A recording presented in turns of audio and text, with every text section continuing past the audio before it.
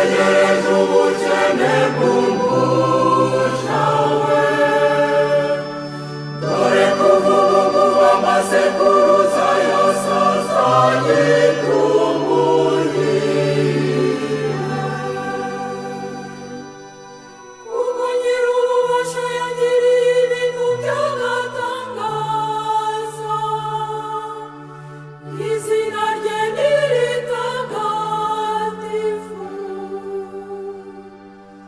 Kandi abamutinya bagirira impuhwe, nk'uko amasekuruza agenda asimburana n'amasekuruza.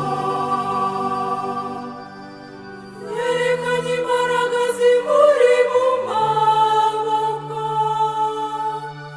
yatatanyije abikuza mu bitekerezo by'umutima wabo. Yananuye abategetsi bakomeye bava ku ntebe